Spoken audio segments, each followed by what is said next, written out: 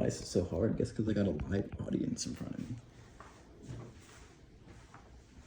And Bryce just looks so awkward the whole time. What are you doing over there? I'm just sitting He here. just like starts looking around, and then you're. Well, I don't want to look, I'm like looking at your eyes. I'm like, is this what I'm supposed to look? What am I supposed to look at? Should we All take right. notes?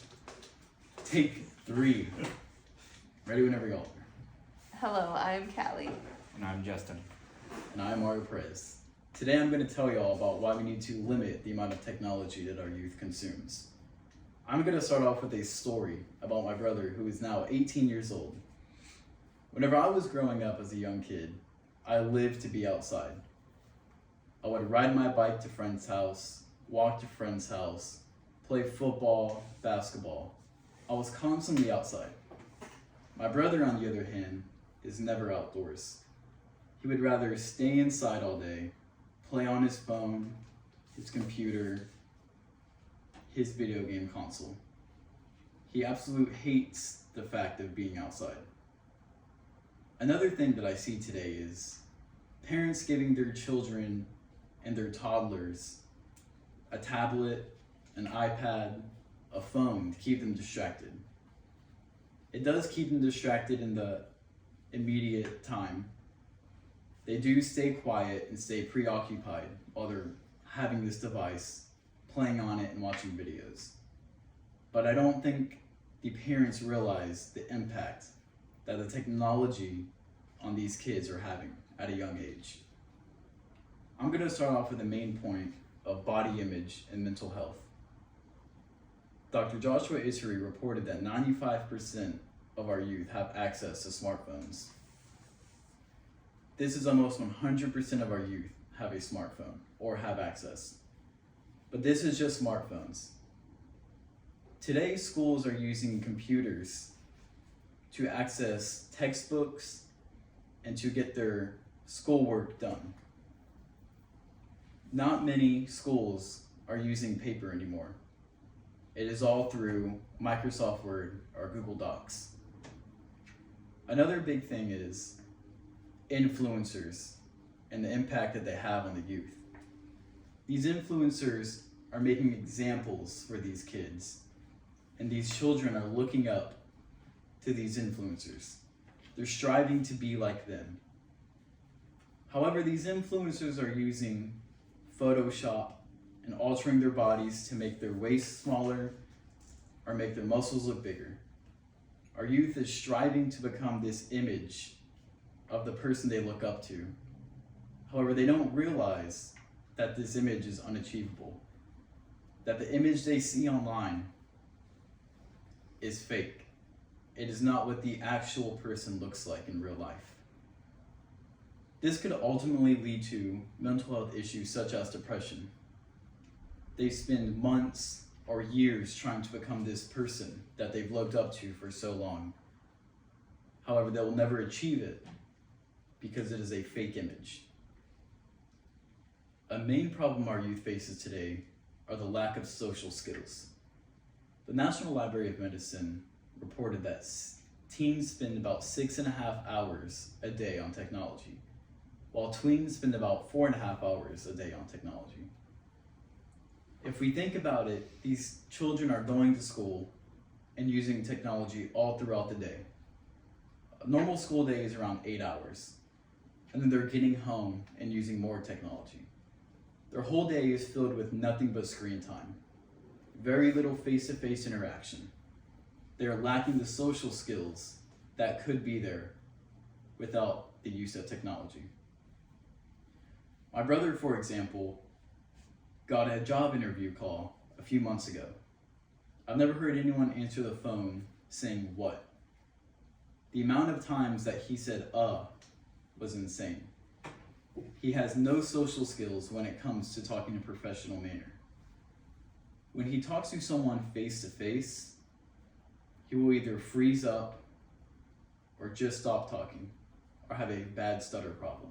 His anxiety rises through the roof when it comes time to talk face to face. Another big thing that our youth is facing today is childhood obesity. The CDC reported that 19.7% of the youth in the US has childhood obesity. This is because of the lack of exercise that our children are now getting.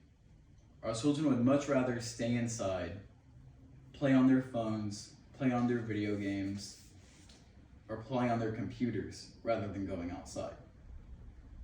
So much as walking to a friend's house, riding a bike to a friend's house, or even throwing a football around in the front yard is a tremendous amount of exercise for children.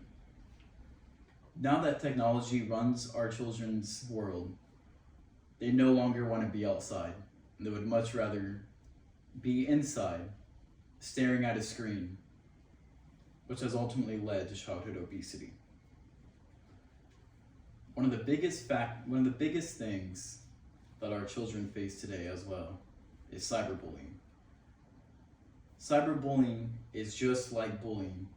However, it's through a screen, through text messages, videos, fake accounts, in a way to hurt someone else. StopBullying.gov reported that 16% of children in the grades 9 through 12 have reported cyberbullying. Cyberbullying is easier today because you can easily say something mean through a text message. You can say something hurtful through a message. It is no longer a face-to-face interaction. You can type out what you want to say and send it to this person. The consequences are far less, the risks are far less of getting caught rather than being bullied face-to-face. A big thing are fake accounts. Children are now making fake accounts to make fun of someone else or belittle someone else. This has also led to mental health issues such as suicide. Cyberbullying is a big thing in our youth technology use today. If it wasn't for the wide abundance of technology that our youth has, cyberbullying would be at a far lower number, and quite possibly childhood suicide rates. Today I went over body image, childhood obesity, social skills, and cyberbullying. These are all big things when it comes to thinking about the impact that technology has on today's youth. These are all things that can easily be avoided if we limited the amount of technology that our youth consumes today. If we could get our children back outside throwing a football or riding a bike, these things could be eliminated or brought at a far lower number. We need to limit the amount of technology that our youth consumes. Technology has had great impacts on today's youth. The abundance, however, has led to more negative factors rather than positive factors. Does the audience have any questions? No. So you're saying limit the amount. Do you have a suggestion on what the limit should be? I think if we limit our youth technology, that we should only give it to them when needed. My mom, for example, whenever I was growing up, she would only let me play on our video game consoles or our computers on the weekends. I think that was a very smart idea if we made our children focus on school during the week and make technology more of a privilege rather than something that is just expected of them, like it's a normal. Any other questions? No.